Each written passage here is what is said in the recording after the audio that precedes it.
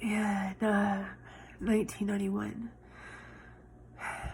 I was separated from my husband, Brad, and had been living in Florida, doing everything to ignore what I had been through. I had also lost a baby. My mother tricked me into coming home from Florida back to Mississippi, and then she had people in the community that were social workers and counselors to come to our home, where they tried to do an intervention because I just refused to talk about what happened. I was physically strong-armed and forced into a vehicle where I was flown with my mother to Shreveport, Louisiana. I was 22. She told me I had to sign my way into a place called Brentwood Hospital. I refused to, and so I sat in the lobby for a long time, several hours, before I just got hungry, and I signed my way in. They do an exam on you when you first get in there of to see what floor you need to be on, like if it's chemical dependency and you're coming off drugs or alcohol, or in the basement is where the people who are SMI were kept, seriously mentally ill. So I was put in an exam room with a doctor, Daryl Driggs, and his nurse. He excused the nurse, and he was looking in my right ear with an otoscope. And I remember every detail of what happened back in 91. I was wearing like a tie-dyed little beach outfit, like a one-piece, tie-dyed beach thing. And it was shorts, though. It was short. And he took a long time looking in my ear. I remember wondering. I was in shock because I really felt abandoned by my mother, and I was alone in a strange city, in a strange state that I had never been to. And I remember wondering, why is it taking so long to check my ear? And excuse me, he ejaculated on my right leg, and I remember sitting there just in shock. Like I didn't have a voice at all. I was an abuse victim at the time from my marriage, and so I didn't know what to do. He put me in a room on the 4th floor, which is, I guess, where the regular people went. And but he put me at the end of the hall on the right-hand side, alone, isolated from other people. I wasn't near anyone else. And he over-medicated me on 13 medications, and they were mostly SSRIs, like antidepressants. And there were some benzodiazepines, and there was a psychotropic in there. And he did that to keep me compliant and keep me in like a Thorazine shuffle sort of state of mind. And so when I was just in a fog, he would come in my room at night, and he would ejaculate on my neck and on my face, and he would rub his erection on me. And he would do things like in the common area, I would sit and play like chopsticks with a friend on the piano thing, and he would come up behind me and just put like, if you stand behind someone and you kind of go like that on their shoulders, he would do that and rub his erection into my back. And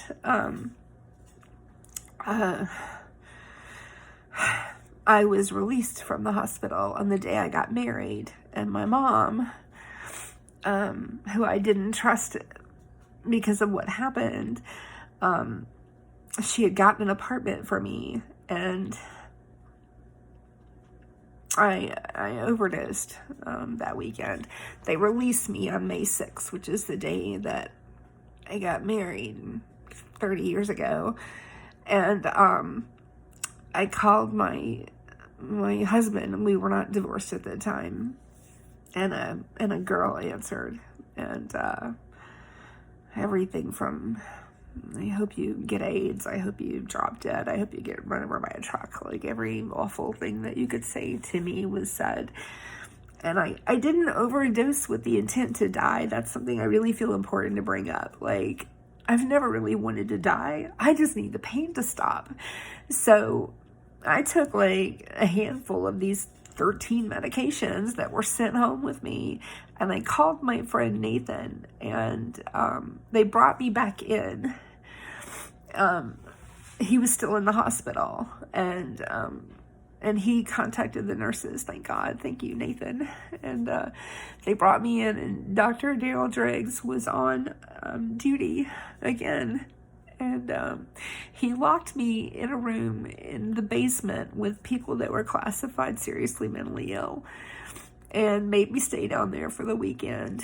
And it was things like, I would go and you know, try to take a shower, and there would be no lock on the door, no shower curtain, no nothing. And people were just coming in and going to the bathroom and flinging feces everywhere while I'm trying to take a bath because I can't take a shower.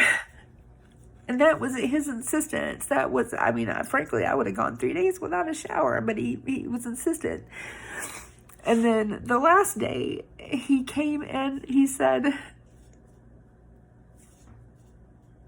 we have to do a pap smear in a psychiatric hospital because I was a Mormon and he was a Mormon, and he felt that he needed to be responsible for me somehow, and he said we need to do a pap smear. And I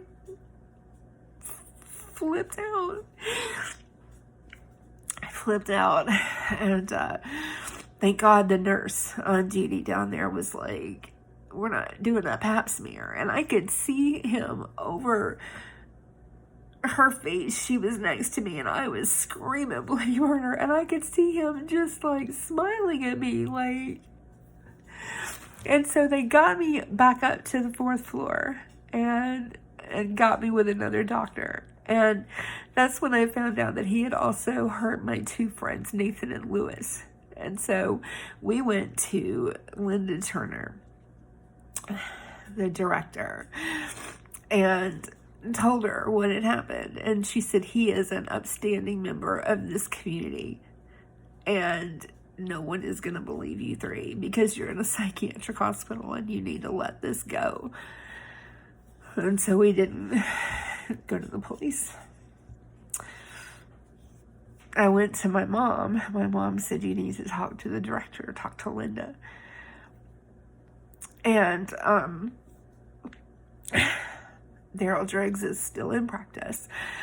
I opened a case 2 years ago with the Shreveport Police Department, and Sergeant White, that I've been talking to all this time, apparently has retired, and Sergeant Hornsby is there now, and he informed me that he has no record, none.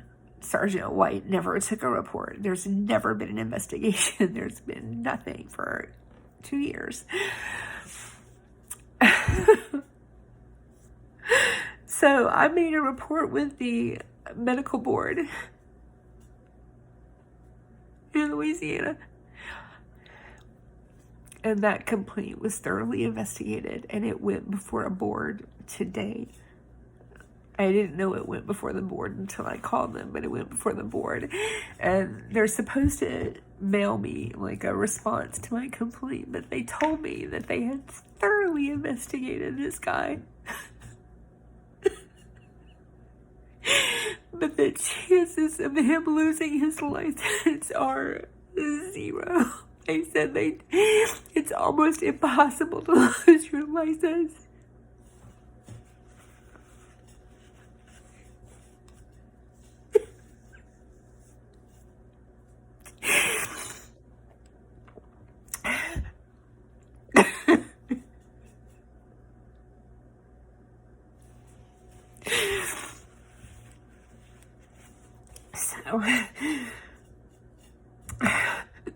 So there you have it.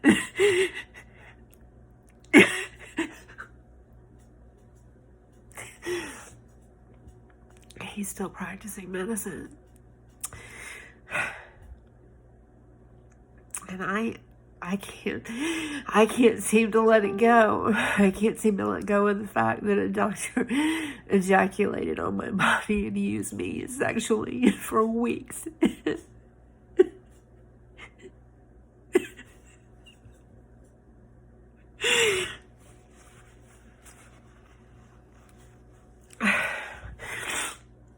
I don't know if anybody's ever going to see this. I don't know that I care.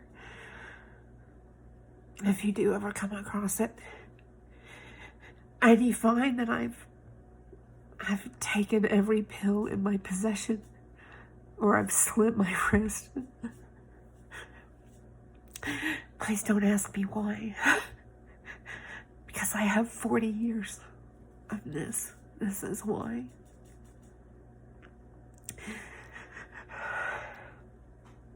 If you want to pray for me, that would be great. Because despite all that's happened to me,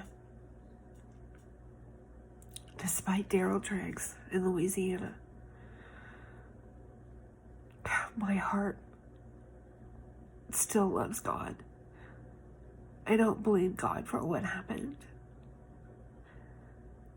I just can't really handle the pain anymore. Okay?